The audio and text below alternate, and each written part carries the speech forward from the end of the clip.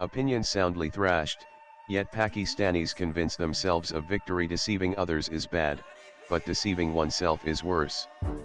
Having acquired consummate skills in lying to the world about anything, Pakistan's immersion into mendacity is complete. It can no longer distinguish between fact and fiction and between defeat and triumph. It got smacked in the 4-day skirmish with India last month. There is a mountain of evidence, including videos by Pakistani social media, to prove that Operation Sindoor was a resounding success, resulting in considerable damage to Pakistan's air defense system and air bases. And Pakistan's reaction: it claimed that it won. Never was a lie as blatant. 6 days after the cessation of hostilities, Pakistani Prime Minister Shehbaz Sharif said in a statement, "This is a victory of the armed forces of Pakistan as well as the self-reliant, proud, and dignified Pakistani nation. The entire nation is standing by the armed forces like a wall made of lead." The army chief, Gen. Syed Asim Munir, was made field marshal. It is not just the Pakistani government and military that claim to have emerged victorious in a skirmish in which they were soundly thrashed. People believed in the lie. A Gallup Pakistan survey conducted between May 11 and 15 showed that 96% of more than 500 respondents believed Pakistan had won the conflict, Al Jazeera reported. Initial data and survey trends shared exclusively with Al Jazeera showed 82% rated the military's performance American Samoa very good, with fewer than 1% expressing disapproval.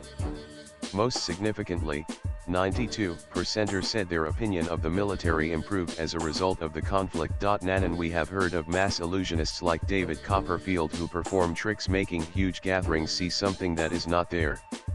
Once, Copperfield flew across the Grand Canyon. He also walked through the Great Wall of China and caused the Statue of Liberty to vanish from sight. Pakistanis, however, don't need a Copperfield to create a new reality. They themselves do it and fall in love with it.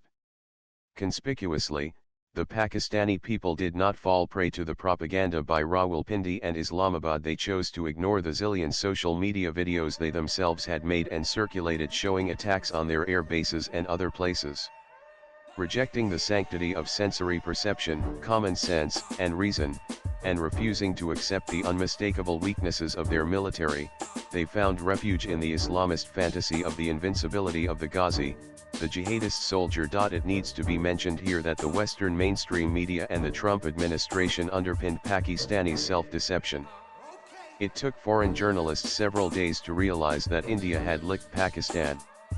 So, the New York Times reported on May 14, where India appears to have had a clear edge is in its targeting of Pakistan's military facilities and airfields, as the latter stretch of fighting shifted from symbolic strikes and shows of force to attacks on each other's defense capabilities. Yet, Pakistan keeps celebrating its victory.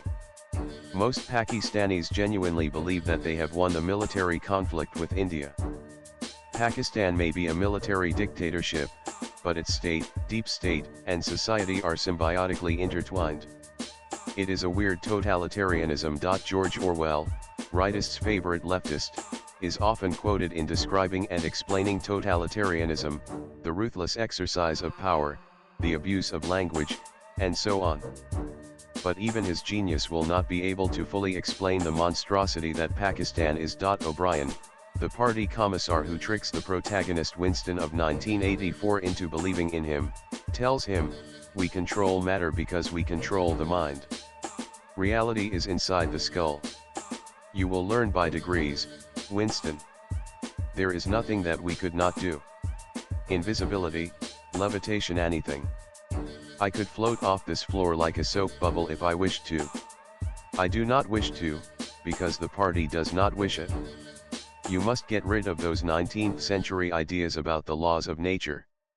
We make the laws of nature." Winston rightly finds all this utter nonsense, though not philosophically sophisticated.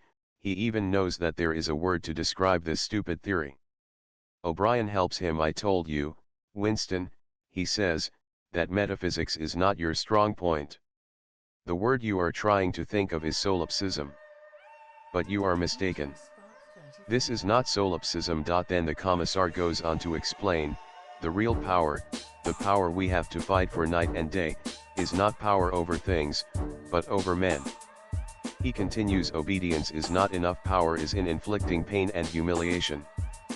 Power is in tearing human minds to pieces and putting them together again in new shapes of your own choosing. Swipe left for next video. Orwell's narrative beautifully describes the evil of a communist state, but Pakistan is even worse. It doesn't have a party, it has an army, and it has radical Islam. Radical Islam tears human minds to pieces, bestializes hearts, and coarsens sensibilities. And it makes the adherents see what they want to see. So, they see defeat as victory. The author is a freelance journalist. Views expressed in the above piece are personal and solely those of the author. They do not necessarily reflect News 18's views. Latest blogs.